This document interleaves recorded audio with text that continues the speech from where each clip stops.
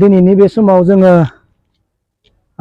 गिबियावनो forest office आरो PWD office आरो नैबे सार्कल अफिसाव जों फैनाय जाबाय। फैनायनि मेन कारनानो जाहैबाय जे जोङो बुंबाय थायो आरो नुबोबाय थादों, उन्दैनिफ्रायनो जों खोनाबोदों, जोङो जोंनि बर'नि रावखौ बुहुमनि बिखायाव बेसेबांबा गोजौआव जों लाना थांनायनि समायना खालामनायनि जोङो सिमां सुजुदों आरो बुंबोबाय थादों। बे खोथाया बेसेबां गोसो सिङाव बेसेबां सैथोथा बेखौ जों दिनै नायनो फैदों। जोङो खुगाजोंल' बुङो जे बर' रावा गेवलांथों आरो बर' रावा बुहुमनि बिखायाव गोसारलांथों आरो सिनायजाथों। नाथाय जों दिनै नुनो मोनदों जोंनि बे काउन्सिलाव बर' रावा थारैनो बेसेबां सिकिउरिटि दंमारो। दिनै जों काउन्सिल मोनबाय, जोंनि बर'आनो दिनै दैदेनबाय। बे हिसाबै जोंनि बे काउन्सिलनि अफिसफोराव जे बर' रावा बाहायजादोंना बाहायजायाखै जों दिनै नायबाय।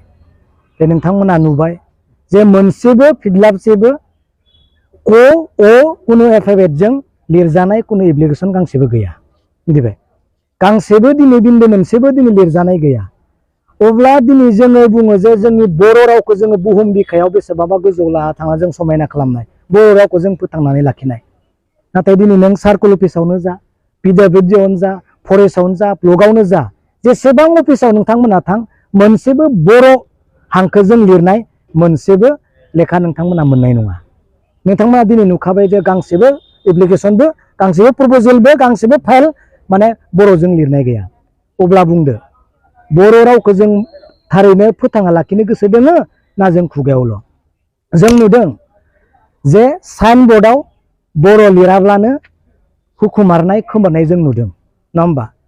नुदों जों क'क्राझाराव दुलाराय बर' फरायसा आफादा बे खामानिखौ मावदों, बनस'आवबो मावदों, बा अन्यथा माबा जोंनि अर्गानाइजेसनफ्रा बेखौ मावदों जानो हागौ। नाथाय देरसिन खामानिया मा? नै अफिसफोरावसो जोंनि बर' रावा लिरजानाय जानांगौ। जोंनि संबिजितनि 8 सिडिउलाव हाबखानाय बर' राव बियो। बेखौ बाहायनांगौआ जोंनि दायित्व आरो बेखौ नटिफिकेसन होनांगौआ जोंनि काउन्सिलनि दायित्व। न' डाउट नैबे रुलिं गभर्नमेन्टआल' दाय आं बेखौ बुङा। बारलांनाय गभर्नमेन्टफोर जायहा BPF सरकार बारलांबाय, बिसोरबो दिनै बे खामानिखौ जाफुंहोनो हायाखै। आरो नै दाबो जोंहा दिनै प्रमद बर' बिथांनि दैदेननाय सरकार, बिथाङाबो दिनै बेखौ जाफुंहोनो हायाखै। जों आसा खालामदोंमोन, बर' रायजो राजा आसा खालामदोंमोन, जितु हाग्रामा महिलारिनिख्रुइ प्रमद बर' बिथाङा गोरोंसिन होननानै मानसिफ्रा दिनै सानदोंमोन आरो बर' रावखौ फोथांना लाखिनायाव बांसिन जुरदार खामानि मावगोन होनना प्रमद सार बिथांनि सायाव फोथायनाय दङमोन। दिनै बर' रावखौनो लानानै बिथाङा दिनै बे स्टेजसिम फैनाय। नाथाय दिनै नोंथांमोना नुबाय बिन्दो मोनसेबो बर' राव हांखोजों लिरनाय दिनै नुवाखै। बै समाव BPFनि समावबो बे फेलार जादों होननानै आं दिनै बुंगोन आरो दाबो बेबायदिनो एखे रोखोमैनो दोङो। सानैसो अफिसारा बुंबाय जे जोंखौ फोरोङोब्ला जोङो रोंगोन आरो फोरोंना गैयाबा जोंबो रोंनो। दिल्लीनिफ्राय, गुजरातनिफ्राय, UPनिफ्राय फैनाय अफिसारफ्रा फैनानै दिनै एसामिस सोलोंफैयो। अब्ला दिनै आसामाव थानाय सासे अफिसारा बर' मानो रोङा जानो? बेखौ बुंदों। फोरोंनांगिनि दायित्वआ जोंनि आरो बेखौ इन्डिकेट होनानै नटिफिकेसन होनांगौआ गभर्नमेन्टनि दायित्व। बे रोङागौ मानि बिथांखौ फोरोंबाय थानांगोन आरो बे सानसे समाव सेटआप जानानै थागोन। अब्लासो जोंनि बर' रावा दिनै थांनानै थागोन। नोंथांमोना दाखालि बावै नुदों नैबेयाव बर' राव लिरजानायाथ' गोजाननि खौरां, जोंनि बर' रावखौनो फोजोबनो थाखाय थांखि लादों होननानै दिपेन बर' सार बिथाङाबो निउसाव होखाबाय।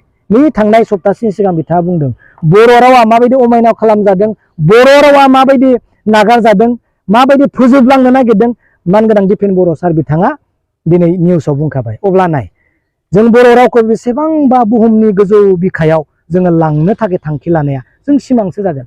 आसामनि आयेन आफादाव जोंनि बर' रावा लिरजाबाय, बेखौ जों गोजोनदों। नाथाय जोंनि बर' रावा अफिसियेल बाहायजायाब्ला आयेन आफादानो जा, दिल्लीनि राज दरबाराव दिनै लिरजाबाबो जोंहा मोनदेरनाय जेबो गैया।